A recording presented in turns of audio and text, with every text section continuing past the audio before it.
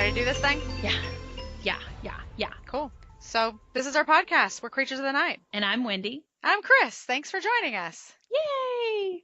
Thanks for finding us. We hope this to be a very fun experience for you if you're new to it. And if you're coming back, thanks for sticking in there, you know.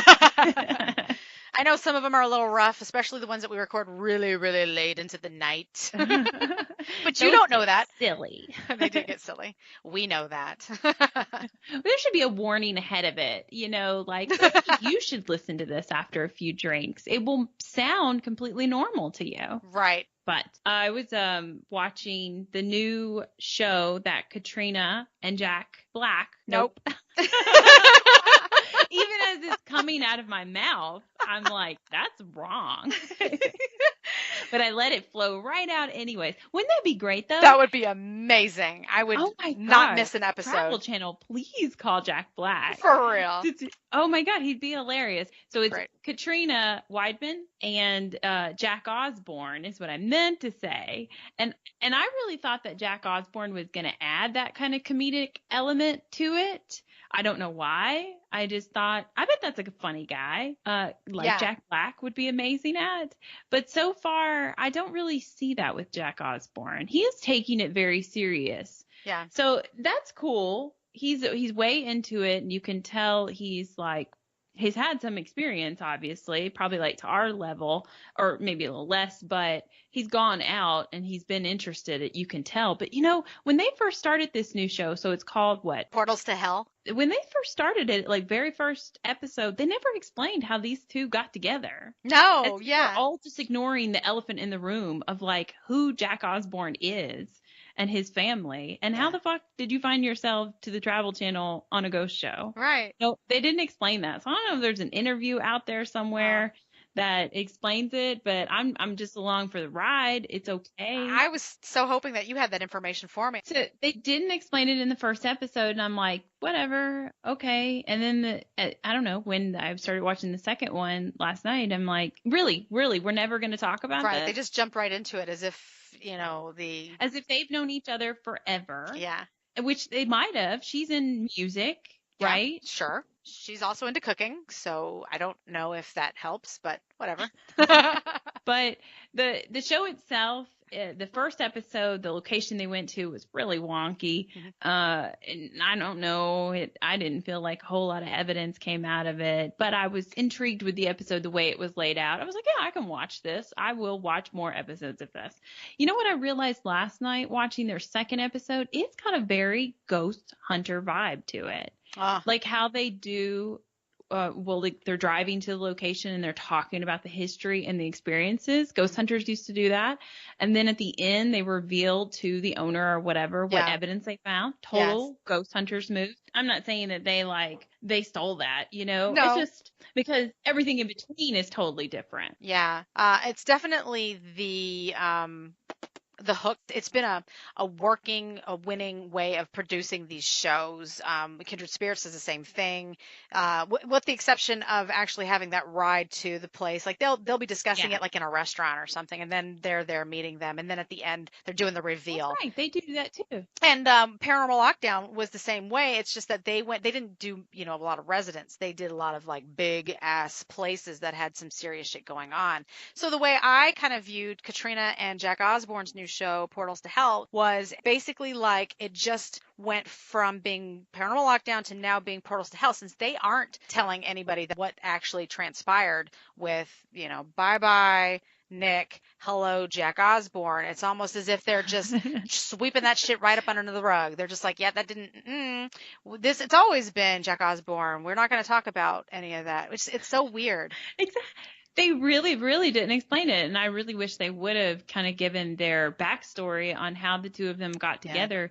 Yeah. I think you would appreciate them as a group more if you knew. But, I mean, I'm sure I can look, and there's an article out there somewhere, his bio on Travel Channel or something. I don't know that explains that would be good to find. Most people just kind of jump in after watching the ads and try out the episodes. And so they should have Yeah. explained it. But And not whatever. to mention, but when Katrina and Nick got together and they started doing Paranormal Lockdown, that was a big thing. They talked about it all the time, about how they started talking, and they were talking about the show and how it kind of came to be this thing. And then they were doing all of these live Facebook things and Instagram. Like, they were really doing their own publicizing, letting you know more about their story and how they came up to, get this show. It was a completely different setup. And maybe that was all Nick Groff. Maybe that's why we knew about their story and how they came to be with the Paranormal Lockdown and all of that. I don't know. He didn't make it on the Travel Channel, so his ideas went with him. He's not making it anywhere very well, but he is hanging in there. He's a survivor. He's not going to give up. Go Nick Groff. One more thing about the show, Portals to Hell, is what makes them totally not like Paranormal Lockdown is they have got an army of people with them, by the way. Like, they talk to a cameraman and they talk to this producer and they keep saying her name, so I guess she's going to be kind of like a part of it. Like the cameraman was in Paranormal Lockdown, he almost became like their third investigator. Yeah. But there's still some other people. Like last night, I'm like, who's that guy? Who's that guy? Who's that guy? And they were just all in the room together with them. And that's where it gets this like Ghost Hunters vibe too, of you're like, I just heard something down the hall and there's only me and you and the camera guy and that guy and the whole production crew. Yeah, it's like, we actually don't know how many people are in this room with you because you're obviously being filmed from two different angles. Yeah. So it gets a little sloppy and it gets a little hard to actually collect evidence. Kindred Spirits, I noticed that. As a matter of fact, I was watching an episode yesterday and the cameraman, they're walking around switching angles so that they can get a different dramatic view of Amy or Adam. Whatever they're trying to do to make the show interesting.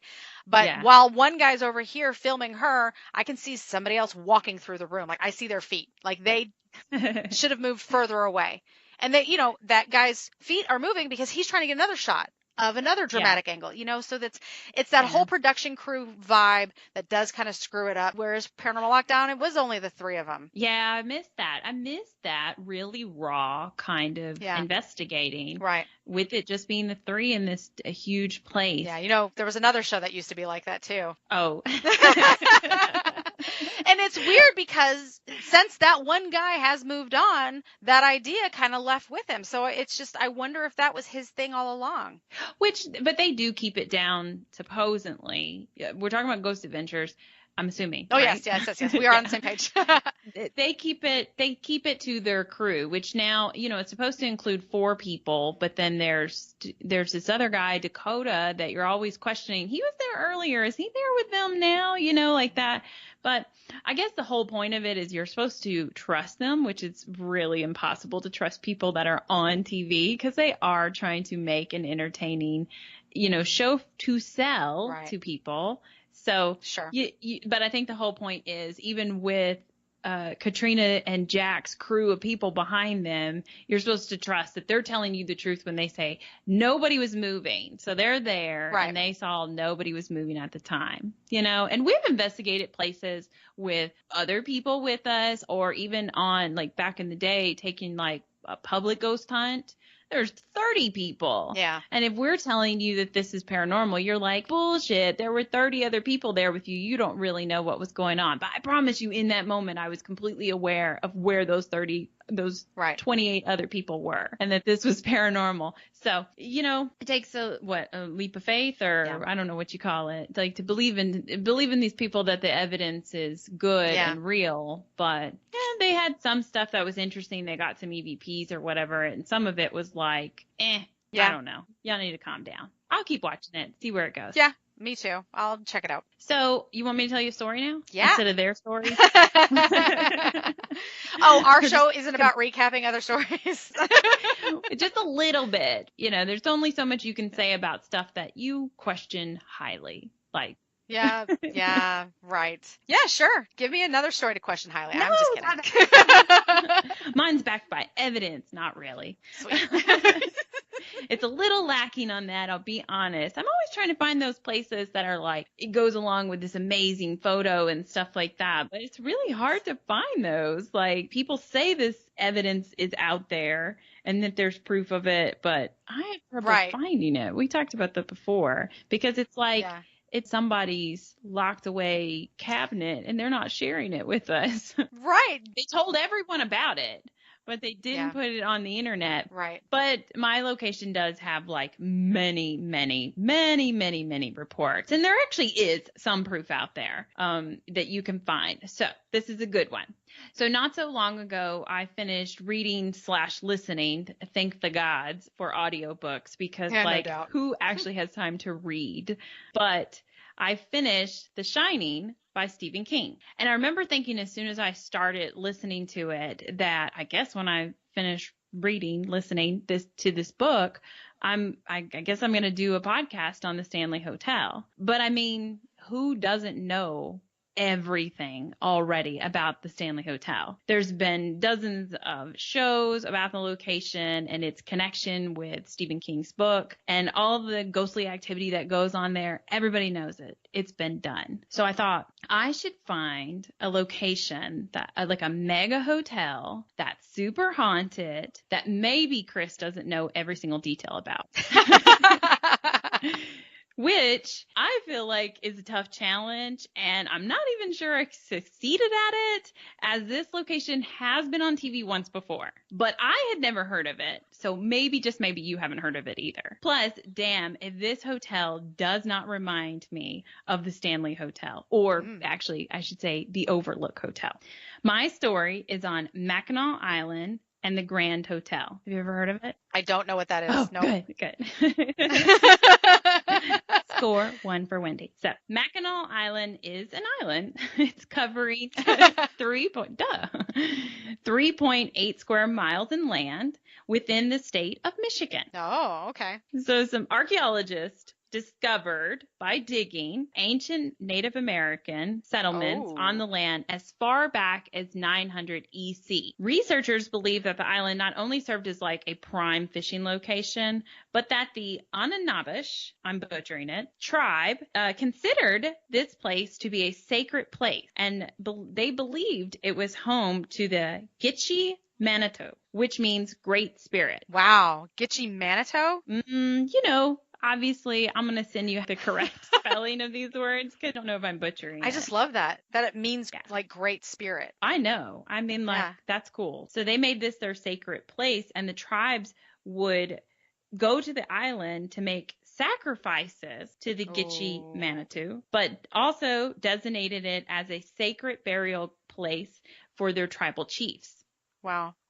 Despite the island's importance to the tribes, though, Mackinac Island mysteriously was deserted as the Europeans discovered it like mid-1600s. They weren't around anymore. First being used by French fur traders. Then once the British took control of the island, they built Fort Mackinac, and that was in 1780. Somehow, the fort managed to escape being involved at all in the American Revolution, and no battles were seen there, but soon was handed over to the United States through the Treaty of Paris in 1783. That didn't last long, because then the island was quickly captured by the British during the War of 1812 and stayed that way despite numerous bloody attempts by the American soldiers to recapture it. This whole back and forth game went on for a while, but finally came to an end in 1815 with the Treaty of Ghent that ended the War of 1812, putting the island back in the hands of the United States once and for all. Then there was the American Civil War, and the fort was used as a prison for Confederate sympathizers. This place has definitely seen dark, bloody days. Yeah. Once all that was over with, people looked around and said, wow, this is a beautiful island. And they were like, we should open it up to tourists. They probably also had nothing else to do with it. Sure. Once they, you know, kind of closed the fort and they weren't using it, they didn't have much else to do with the island. So they did say, wow, this is a really pretty place, and they opened it up to tourists. That's awesome. 3 years after Yellowstone was designated the country's first national park, Mackinac Island became the second national park, and that was in 1875.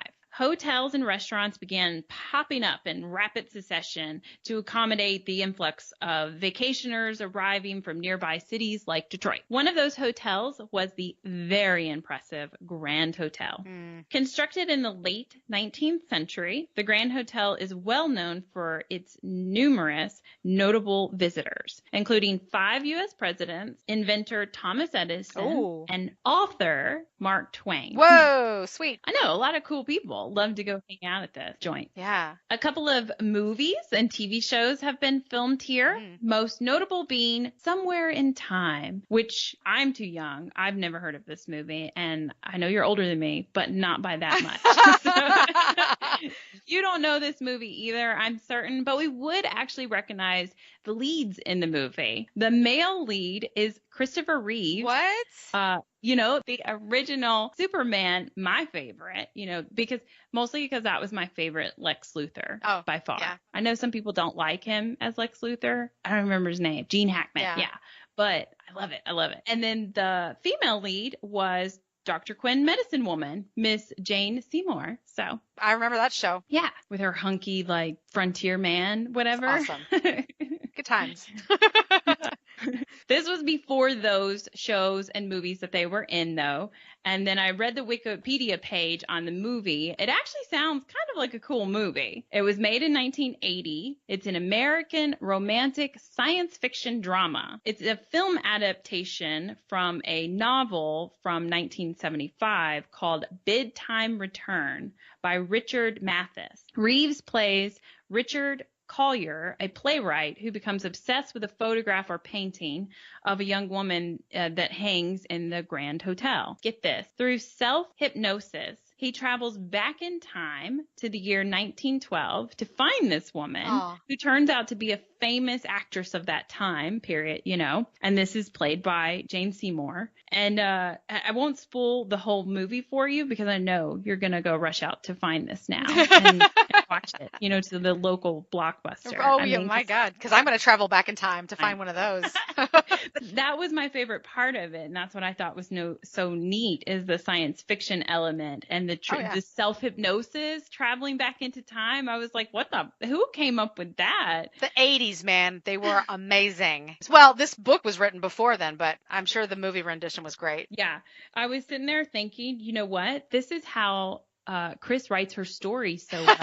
Because I know her house isn't big enough for a time machine, so she must be trying out this self-hypnosis. Heck yeah, I would. Yeah. We have to watch the movie to find out how he does it, though. Like, if he does a chant, or if you just close your eyes and, is it like Bran Stark, and you just throw your eyes back and then you're flying across? Maybe. I don't know if I can roll my eyes back, and I've tried to chant and put myself somewhere else, and that hasn't worked yet either.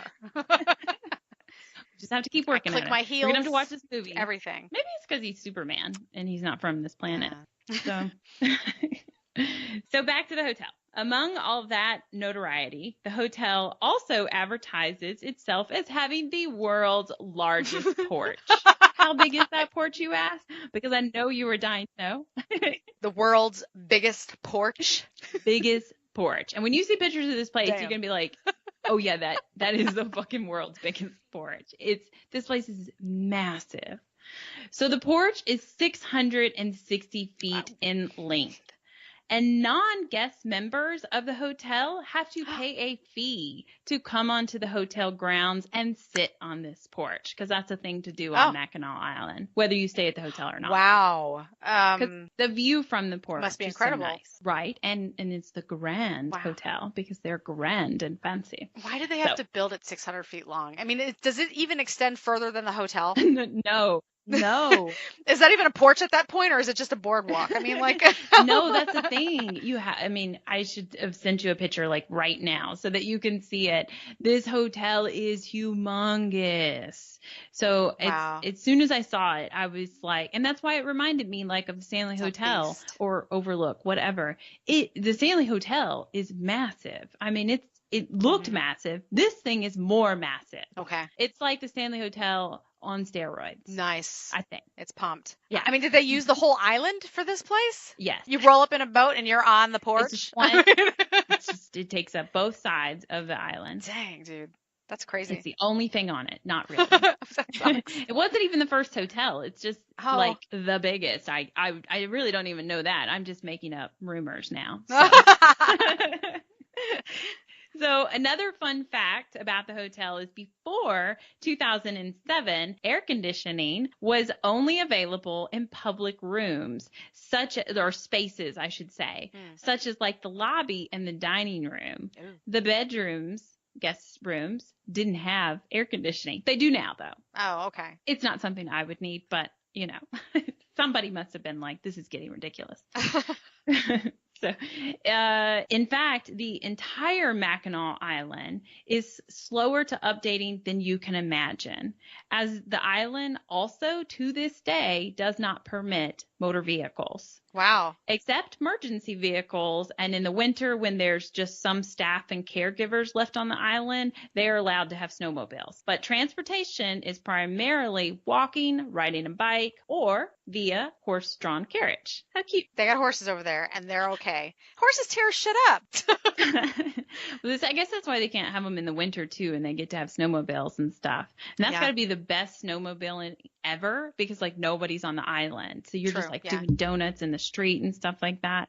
I wonder if the horse-drawn carriage sets on one end of the porch and will take it down to the other end of the porch. You need it, right? Just as a courtesy of, come on. All that walking. Whew, yes. That's a long-ass walk. Today, Mackinac Island looks much like it did back in the day, thanks to part to ordinance that require landowners to maintain the Victorian look of all the buildings. Nice. This, I think, really allows you to kind of feel like this destination is frozen in time. That's cool.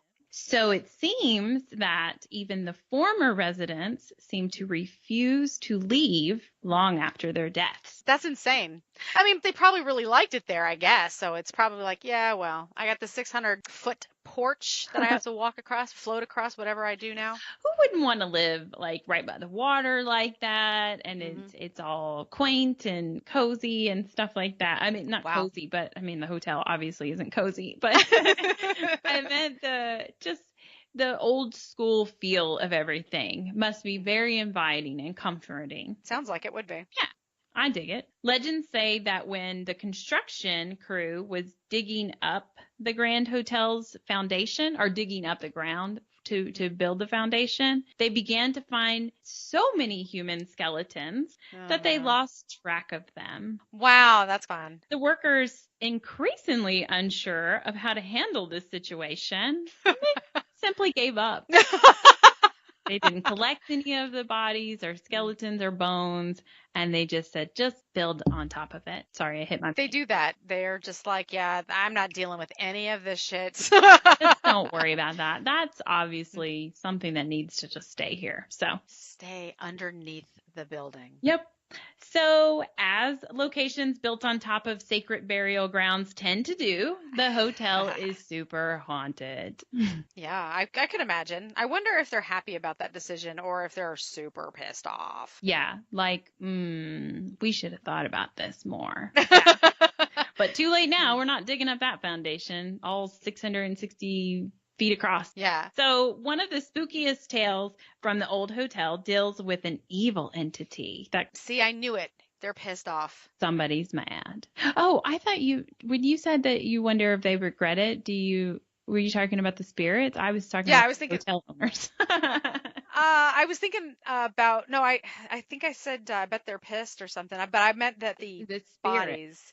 Yeah. I'm sure they don't take too well to it. No, now there's all this noise and stuff like that. Well, not only that, but they were just like, you said they dug them up, and there's so many that they lost count. And they're just like, let's just mixed them all up or whatever. Yeah, I get what you're talking about. So the evil entity, it forms as a black mass, or that's how it was seen first by two maintenance men that were performing a check on the hotel stage. They do live music there. One of the maintenance men felt like something was watching him. So when he turned around to look, and he was peering at the stage, he saw two red glowing eyes and like a dark mass hovering over the floor. What?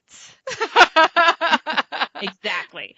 And I think that's how he felt too. And he's just staring at it. He saw the red glowing eyes and he's just staying there. Let me continue to see what happens.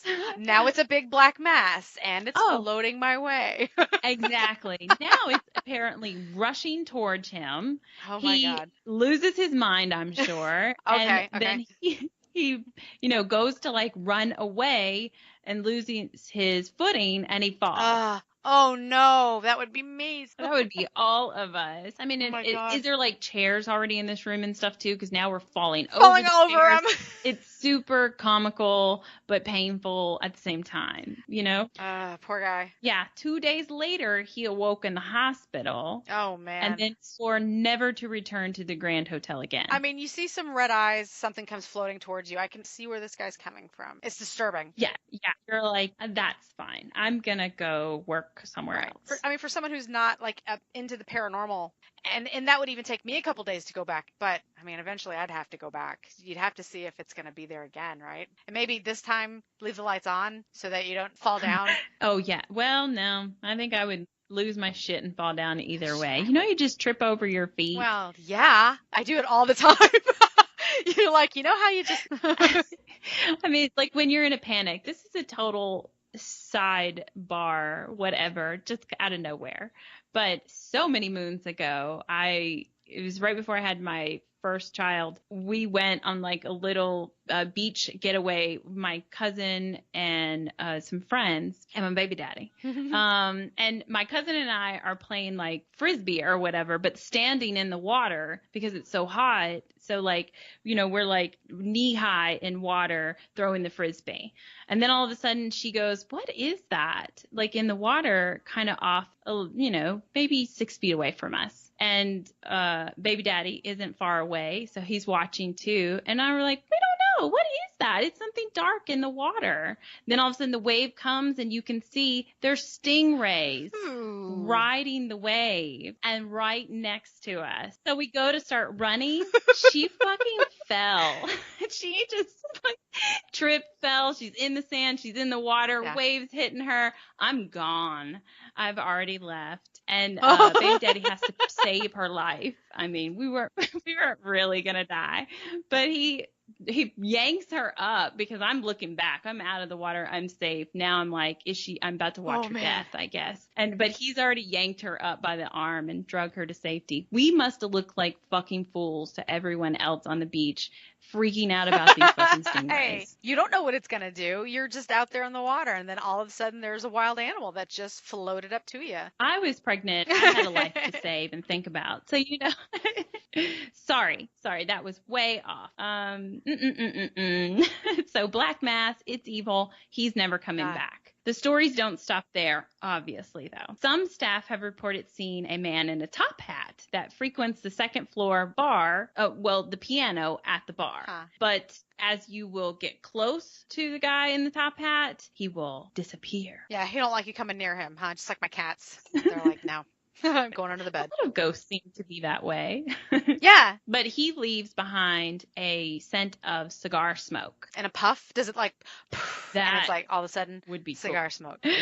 So the staff and guests have also reported noises of hearing like a full dinner service going on. It's like a residual sound, dishes clanking, and it sounds like people moving around and everything, and maybe even talking. And then when they go into the dining hall to inspect this, obviously nothing's there. That's got to be weird. That's got to be some weird shit. You expect there to be like a whole bunch of people moving around doing stuff, and there's nothing. And then you just walk in, and it's probably silent when that happens too. So you enter the room, and then all of a sudden you don't hear the noise anymore, and there's not a single soul in there. You're like, who's fucking with me? Yeah, that's wild. Others have reported a woman in Victorian clothing that tends to roam the hotel's employees' housing, sometimes even curling up next to a worker after they've bedded down for the night. Whoa.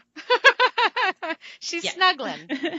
This lady sounds like she possibly has the juiciest backstory, and I would love to know so much about her, and or just make up my own story. You know, like she's a lonely, rich housewife. Her husband works all the time, and she goes out to this resort for the summer to be with her true love, Jeff, the dishwasher.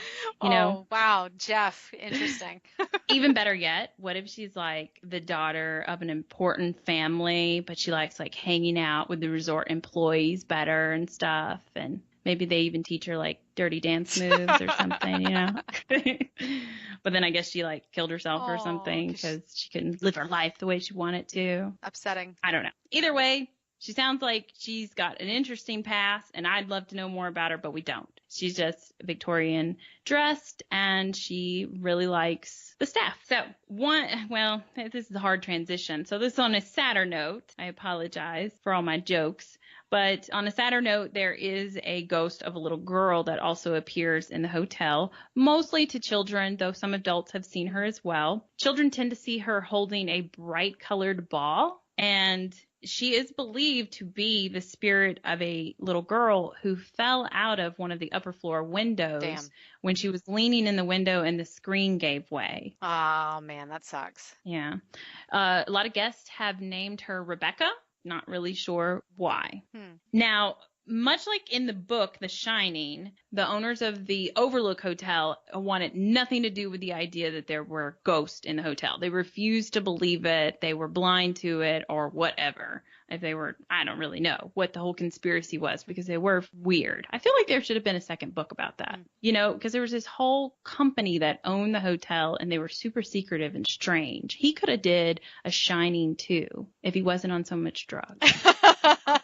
Well, he's And not his anymore. mind Right. flipped to something else because that book got fucking crazy at points. But there was like something that you didn't quite understand about the book, and maybe he likes leaving mysteries like that. But in the book, the hotel, the owners, they don't want anything to do with the ghosts. Neither do the Grand Hotel's owners. Okay. They refuse to speak about what goes bump in the night. They actually ban their staff from talking about it with guests. That's weird. That's really, really secretive and weird. Yeah. Well, they just don't want to be known for it. Yeah, okay, right. Like, there's a lot of places that are like that. Don't Yeah. say anything. And if you don't say anything, then it doesn't really happen here. Right? Right.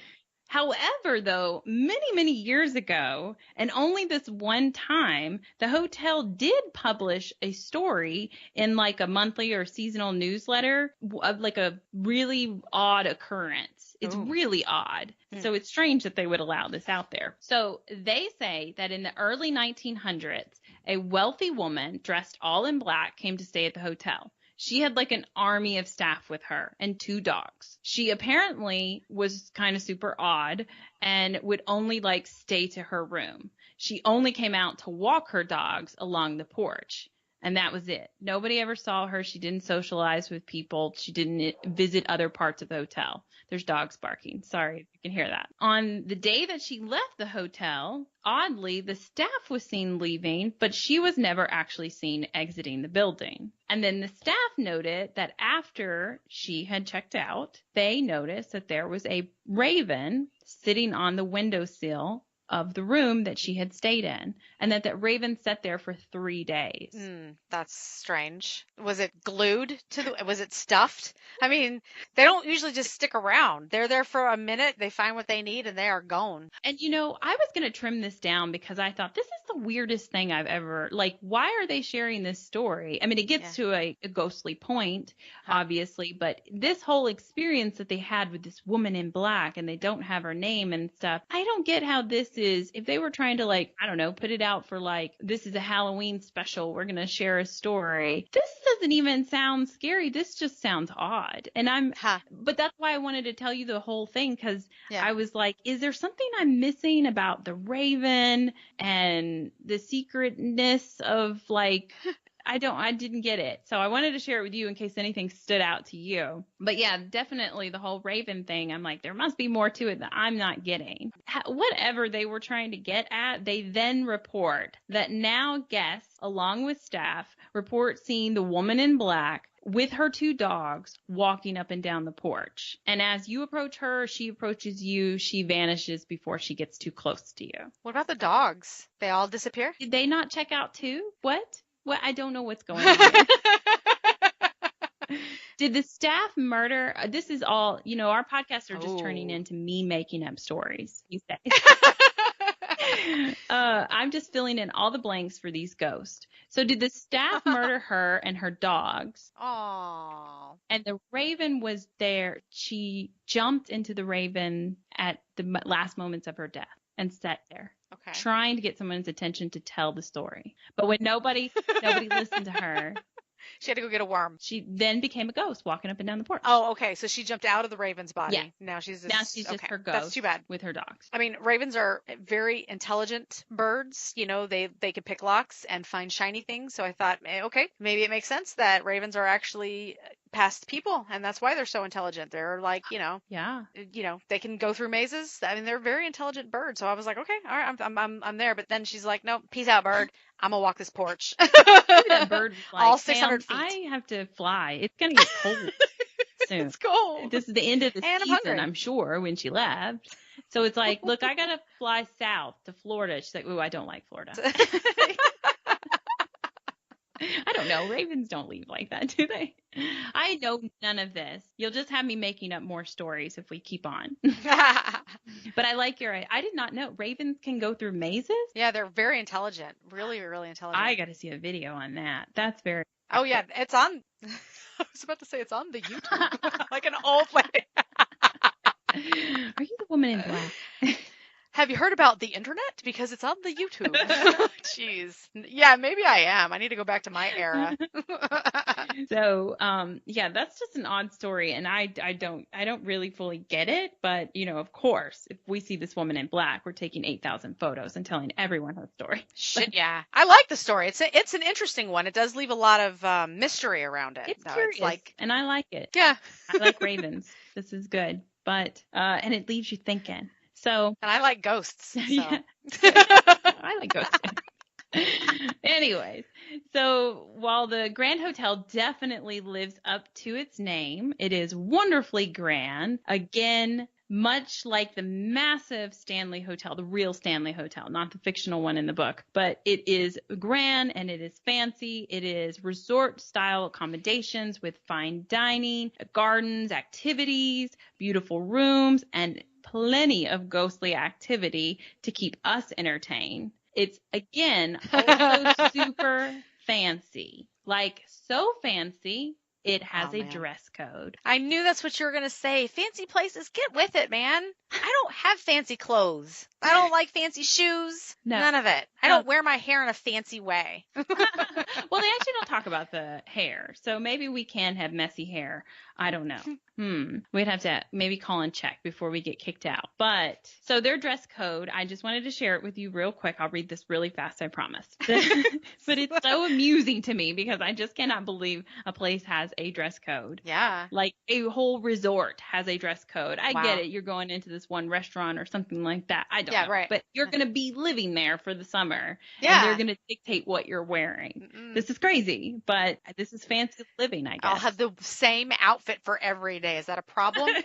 Can it be Victorian era? Because they have Victorian era ghosts. And I mean, if that's fancy enough for them, I'll definitely do. I've been wanting Victorian era clothes anyways. So. Oh, you just solved how we can make this work. I could see you had that shine in your eye. Like, yeah. Yes. I don't want to spend money on new dress clothes, but I will buy dress up clothes. I love playing pretend. So the dress code reads, announcement to everyone, if you want to go check out this place for any of their ghostly activity, this is the rules you've got to follow. Since the Grand Hotel is a resort, we want all guests to feel at ease and dress comfortably. Liars. It doesn't say that. but that was me.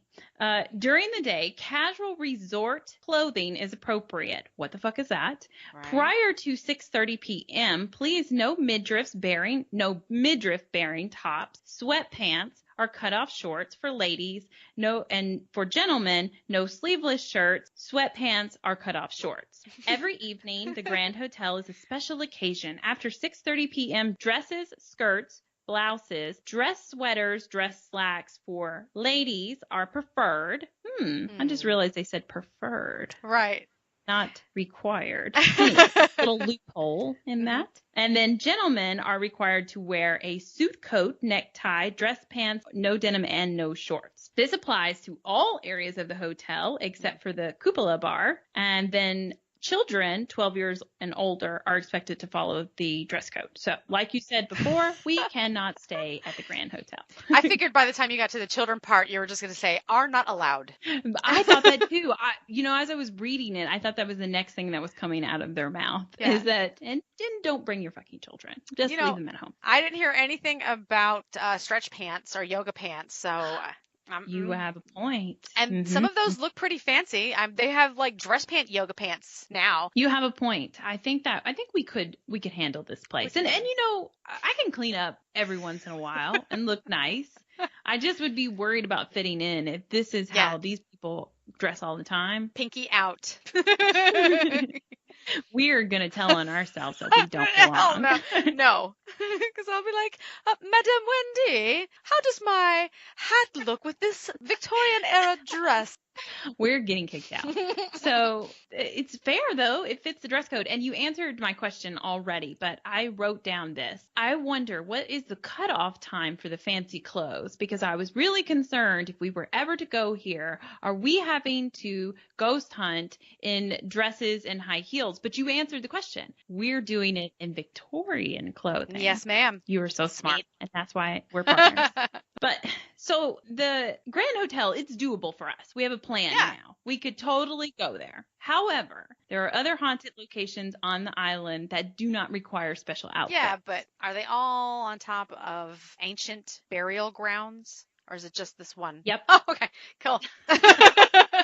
You know what I thought about when they say that the Native American tribes just kind of mysteriously stopped using the island after it had been such an important thing to them? Yeah. I thought they ran out of room to bury bodies on this island. That's just my take. Again, I love making up stories. That's a good one. And then on top of that, the battles and whatnot that had taken place there with the U.S. and the British fighting over the fort, which is what I'm about to talk about. Well, I'm not going to tell you that history lesson because this will be a 5-hour podcast. But what I'm saying is, obviously, Fort Mackinac, it's haunted. Yeah, it sounds like it. So its share of horror and despair has definitely happened over the years at this location.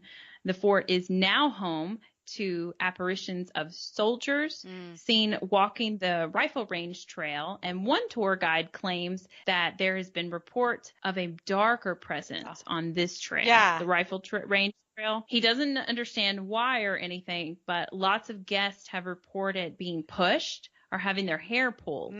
The most active spot on the fort, though, really has like a more innocence to it. It's the hospital. There was one person on a ghost tour that snapped a photo and they got like half a leg in their photo. That's crazy. And not like it was like, chopped off or anything like that, but kind of like an apparition of a soldier was attempting to form and all they got was like half a leg. I was thinking Nightmare Before Christmas, when Sally takes her leg off and it's out there and she's, getting Oogie Boogie to come near because it's that, leg. No, you said a soldier's leg, so not. Gotcha. They've also heard furniture moving in the hospital. Oh, again with the furniture moving. Yeah, and since not all the deaths that occurred at Fort Mackinac were those of soldiers, there were also children heard in the hospital. At least 13 children are known to have died at the fort and on the island, victims of typhoid fever, tuberculosis, and other diseases. There's motion detectors that are in the Officer Hill's apartment quarters, and they've been known to go off. And I know it could be any type of spirit that's setting these motion detectors off, but a lot of people believe that they're the children that once lived in those quarters. What are the motion detectors set up for? Like, are they basically looking for trespassers or? Okay. Yeah. They're for trespassers, and trespassers claim that they didn't see them. Because, I mean, like, who's watching these go off? That's what I was wondering. I guess there's probably some security guard or whatever, but the guy that was telling this story openly admitted that he's been there after hours as well. Yeah. I don't really know when the activity is at its height and these motion detectors are going off, but they're there to spot trespassers and whatnot. And apparently they're going off without anybody being in front of them. So the fort has obviously no shortage of paranormal activity. I love forts, man. Exactly. But it's not everybody's thing. So if you're not into forts, I got something else for you. On the same island. Oh, yeah. Because it's just littered with ghosts everywhere. That's how I feel. So located in an area between Mission Point Resort and Mackinac's downtown area is the Drowning Pool, which is an area of what I know, never good when you hear that. Doesn't sound like the place you want to go swimming necessarily. You know it. Hey guys, let's all get together and go swimming down at the Drowning Pool. So yeah, it doesn't have that same kind of ring to as I don't feel safe about it. Adventure Time pool. Adventure Time. So it's an area in the water right off of the bank where there's like a 20-foot drop. So like a tiny canyon inside a little body of water. That's how you're going to imagine it. The rest of the water is not this depth, but all of a sudden there's this hole in the water. Okay. According to local historians and paranormal researcher Todd Clements, who runs a tour company on the island, it received its name due to its role in purposely torturing women accused of witchcraft. Whoa. Damn. Because they're everywhere. Yeah. Wait, they are everywhere. They are everywhere, but not like these poor ladies were being accused of. This is ridiculous. Listen to this crap. Back in the 1700s and early 1800s, when Fort Mackinac was in its heyday, a lot of brothels started to pop up. 7 women were accused of being witches after enticing pure-hearted, unsuspecting soldiers, fur traders, and husbands to come back to their houses. Wow, it's their fault. They were innocent. Yeah, they must have put a spell on them, right? No. So they tied rocks to their feet and thrown them in the lagoon. You know, it was that whole, if they float to the top, they're a witch and kill them. Yeah. Some other worse way. But of course they all drowned. So they were all, guess what? They're not witches actually. Right. But they're dead. So Clements believes, not surprisingly, that the accused still haunt the Drowning Pool. No. Shadows have been seen coming out of the water and making no noise or rippling the water. People have also heard huge splashes that they believe are too big to be a fish, and then there's nobody around, which I kind of argue with this statement because I've seen some big-ass fish in my life. Oh, yeah. So, I mean, I find this questionable, but I guess it's one of those you'd have to be there to experience it, to be like, okay, yeah, no, that's like, that sounded like a fucking whale, and it can't. Okay. So, but the shadow thing, I'm totally down. That's awesome. Very interesting. Hey, and if witches aren't your thing, Mackinac Island, again, remember, has every inch of ghostly activity. Yeah. So there are many, many other haunted locations. And like I said before, we cannot make this a 5-hour podcast. So I can't go into every single location that's haunted because it's like there's a ghost story for every single building in town. That tour guide, Todd Clements, he said it would be easier for me to tell you the places that aren't haunted than to go down the list of places that are. Hey, Todd, what about that McDonald's? No, it's haunted too. Sorry. Yeah. You know, there's bodies buried underneath it. It's haunted. Man. They're making like ghost milkshakes or whatever in the middle of the night. I want one. But I can't finish this podcast without throwing in one more resort. And this one's super fancy, but it doesn't have a dress code. Bonus. This one's fun. So built in I'm sure they're all fun, but built in the 1950s, at first as the World Conference Center of the Moral Realignment a culty-like religious group that was aimed to mold the world's morals around their own liking, what they believe. Interesting. That was their goal. Moral realignment cult? Yeah. Real fun. All right. So, and actually, this is what would eventually become the Mission Point Resort, which I briefly kind of mentioned before. The drowning pool is near it. But the Mission Point Resort is actually made up of a bunch of little buildings and then the one massive one. The one massive one was the one built in the 1950s by the Moral Realignment cult. Religious group, whichever. But there is other buildings that have been around longer and serve some other kind of purpose. But now, after many changes of hands and ownership, by the 1980s, it became what it is today, Mission Point Resort. Okay. So their most popular ghost is named, he's believed to be a student for some reason, maybe his age, and he is named Harvey. He died in the late 60s. So I think this would have been the time that it was still owned by the cult, religious group.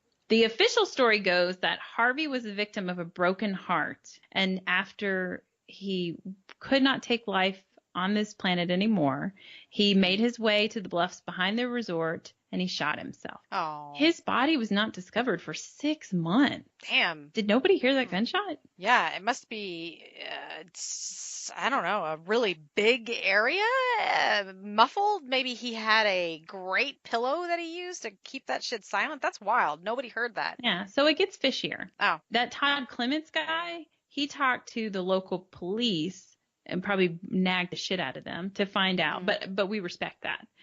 To discover that, in fact, Harvey is reported that when they found his body, they found 2 bullet holes. Yeah, so that is fishy. When they found his body, the gun was way, way away, not near the body. So wait a second. He shot himself twice, and after he died, he threw the gun away? After he died. What a great guy. His ghost came back and hid the gun. Oh, wait. Okay. So his ghost came back as he walked away. The ghost guy with the gun just slowly evaporated into a mist, leaving that wonderful cigar smell. And then he dropped it. And he dropped the gun. But he shot himself twice. That's what they say. And that the gun wasn't found near the body. Plus, the whole not finding for 6 months is all very odd. So if that doesn't scream cover up by somebody, I don't know what does. Yeah, it's wild. Where did he shoot himself twice? In his head. Okay.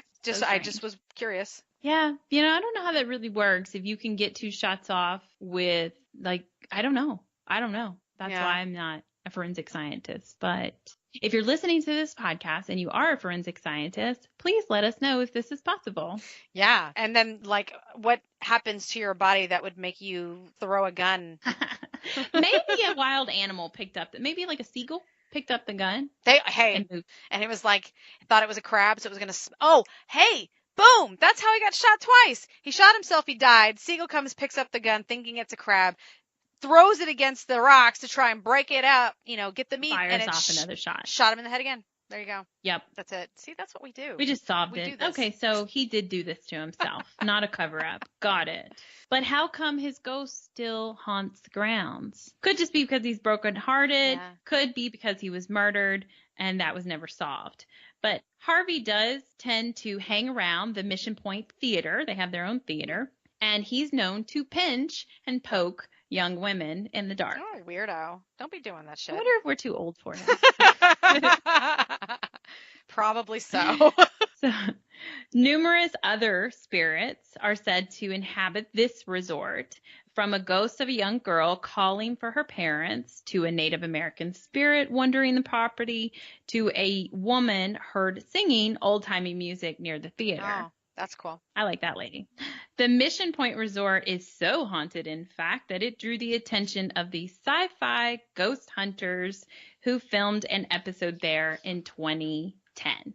So this is why I thought you might have seen I might have, but it's been some time. And forgotten it. I used to watch that show. That was my jam. Yeah, right. I think this is around 2010 sounds around the time that I, brought you to the dark side. It is around of Ghost that time, Adventures. Yeah. And so you were you were purely ghost hunters before that. Yes, ma'am. So I thought you might have seen this, but I'm glad you've forgotten and that this is all new to you. The Ghost Hunters team managed to capture evidence of phantom voices and, listen to this, footage of chairs moving on their own. Now, I couldn't find the episode on YouTube. I saw like a preview of it, and it looked as if it was trying to ask me to pay to see the full episode or something, where I was like, yeah, no thanks. I'll just make up the rest of the story myself. But I totally wish I could see these chairs moving or what the actual footage looked like, because in Ghost Hunters fashion, it is more possible to believe that you actually get to see footage of them like filming the crew, watching their reaction of these chairs moving, like while they're on a sofa yards and yards and yards away, like it's happening down the hallway. No, I'm sorry. I'm really, really reaching into my brain here to try and pull something out, and that does sound familiar. But yes, in Ghost Hunters fashion, that's one of the things that you and I have both complained about. I love the show. You like the show, but it was like, I don't really want to see the reactions. I want to see the shit happening. So can you, cameraman, just pan? Just all you gotta do is move. What they're talking about right now, it's really their cameraman that ruined the whole thing for them. That's true. Maybe he was so scared he didn't want to turn around and see it. That's possible. He's like, nah, I'm just gonna watch these two guys react. He's frozen. I understand that. I get that. I would be a terrible cameraman. So this had Amy Bruni on it. Hey, I heard of her. Along with Adam Berry and like some other people, but Adam Berry and Amy Bruni did investigate on this island and in this theater. And Amy Bruni believes she had said that she thinks that Mackinac Island is so haunted due to the fact that little has changed over the years. Like the fact that they don't allow motorized vehicles on the island, it makes it super kind of quiet and a little eerie. And it takes you back or it makes you feel like you're in another era. Nice. Yeah. Which I totally love this. I love this kind of investigating. It puts you in that like mindset that you can connect with the spirits more. And it also helps those spirits that are there feel more comfortable with you because you're somewhat on their level if they're from a slower time. Yeah, I like that nothing has really changed. And we talked about this many, many podcasts ago, just very briefly on the episode about the area in Fiji and about how they have so much like crazy activity going. And maybe it's because it's quiet and it's rustic there and nothing really changed. Those people that lived in that area still very much lived like they used to live. I mean, they stopped eating people. They want things to change, but the government's like, you guys ain't getting none of that. They have not forgotten. They don't trust you. Which is not fair, but whatever. Got to protect yourself somehow. And you can't really cannibals. They can't be trusted. So rough life. Also, that whole thing about having less distractions and stuff like that. I mean, obviously, when you go on this island, you still have your phone, which is a big problem because that's full of distractions. Yeah. So many apps, so many different things you can do. But if you put that away, then you don't have the distraction of road noise and whatnot, and it really allows you to open up your mind and your senses. I wonder how the Wi-Fi is out there. Probably awful. Oh. So I fell in love with this island reading about it. It's very, very long, dramatic paths.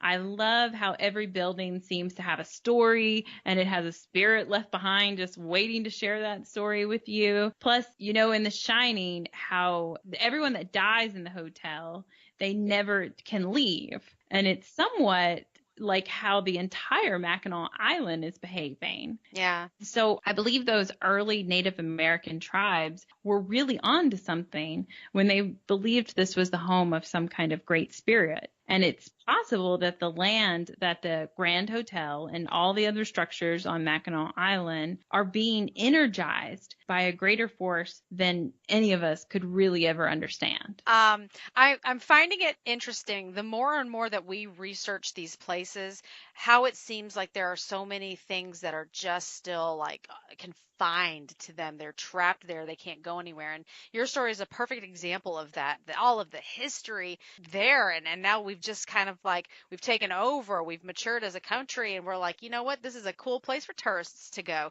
So let's build, and there's dead bodies there. So what? Let's build on top of them, guys, you know? And you found in the very beginning of the story, you know, the ancient Indians, they called it the Great Spirit, and Gitchi Mananatu, and I know I just butchered that because of how I did it. Oh, so did I. So you maybe were closer than I. And I tried to listen to, like, watch YouTube videos to listen to them say it or whatever. And I'm winging it. I love it. And the evil entity too. I so badly want to go to Michigan right now. Like, I've never wanted to go to Michigan before, ever. I see ads on TV all the time. Like, Tim the Tool Man doesn't sell you on Michigan? What's wrong with you? I haven't watched Home Improvements in a decade. It's been a long time. That was good TV, it though. Was. And yeah, he is what are they going to do when I know he's not old, so they've got a lot of years ahead of them, but what are they going to do when they don't have him anymore for those Pure Michigan commercials? That's it. The Pure Michigan commercials. Yeah. I don't know, but that I want to go there so bad.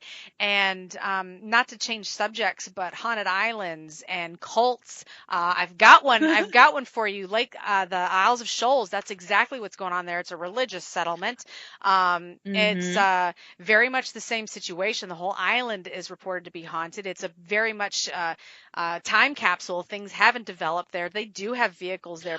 I thought you were gonna. I totally thought of this while I was researching this story. I mean, I totally thought of that, the Isles of Shoals, and I thought that when I said that there were no motor vehicles on this, you'd be like, "Oh, that's just like the Isles of Shoals." So they do allow vehicles over there, though. They have like 2. Those might just be emergency vehicles. I mean, they have emergency vehicles on this property as well, as I'm assuming they have to hurry up and get somebody from one end to the. But imagine, like, something's wrong and then they still have to, like, ferry you across or whatever. Yeah, I mean, hopefully when you're here in July, I can take you to the Isles of Shoals, and that's a close enough one for us. I know neither of us are close to Michigan, so we can't just hop on a ferry and go over there ourselves and investigate this amazing island that you found.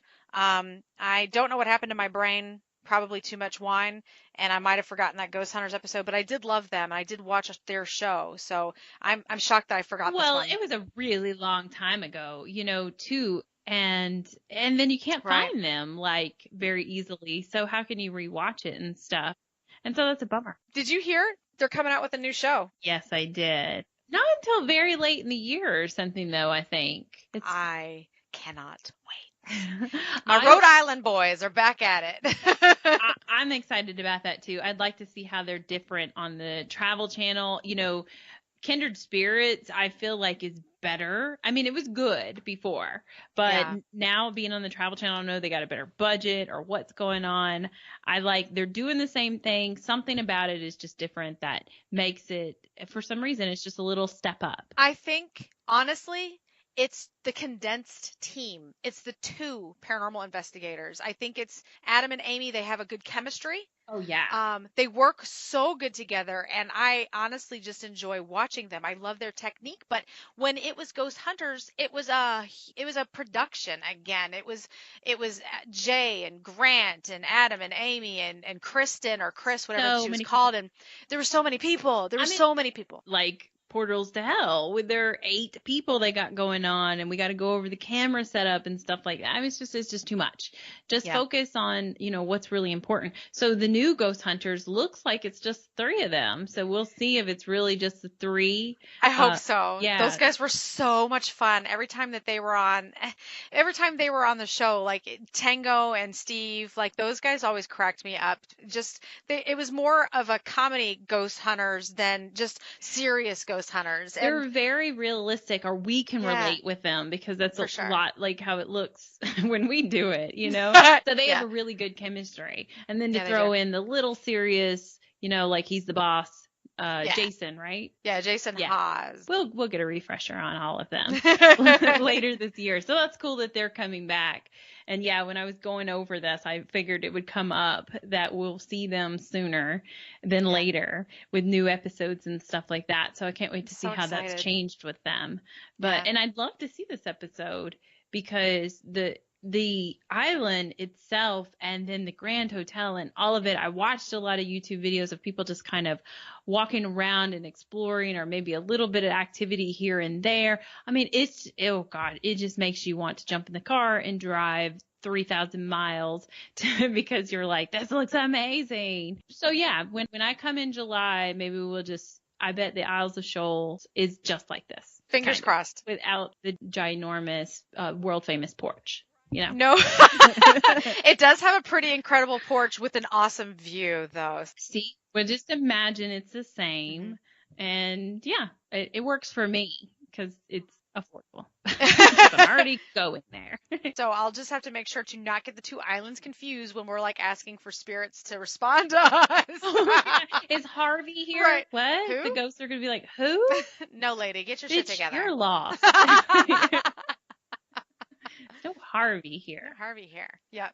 I love it. It was a great story. Well, I'm glad you enjoyed it, and thank you for everybody that was joining us. Obviously, if you've got a story from Michigan, from Mackinac Island, I mean, it sees thousands of tourists a year, so I know there's got to be stories out there. Send us your stories to creaturesofthenightparanormal@gmail.com, or you can comment on any of our posts on Facebook or Twitter or the Instagram. And so on Instagram, it's COTN_paranormal on Instagram, and then COTN Paranormal on Twitter and Facebook. Please comment on any of our posts and share your stories with us. And then, of course, we have a website, creaturesofthenightparanormal.com, where we've got old stories from our past. We have our podcasts on there. We've got t-shirts for sale. We've got blogs. We're doing it all because we like to never have free time, apparently. Nope. Yeah, exactly. We don't have any free time. This is our life. It's paranormal. This is our free time. It's fun. I like it. I love talking paranormal shit. I like researching the stories. I like digging into the history and sharing it with anybody who wants to download the show. Yeah, and please download the show and rate and review to let us know how you're doing. So I know you can do that on iTunes. Just scroll down to the bottom, and I think you'll see like write a review and just give us a little quick note of like, it sucks, it's great, whatever. Hopefully it's great. That's what you're thinking. Yeah. 5 stars, please. Or whatever form you use to listen to podcasts. I bet there's some kind of review process there. But yeah, that'd be great. Please rate and review so we know how we're doing. And thank you for joining us. Thanks so much, you guys, for listening. Good night. Bye. Bye.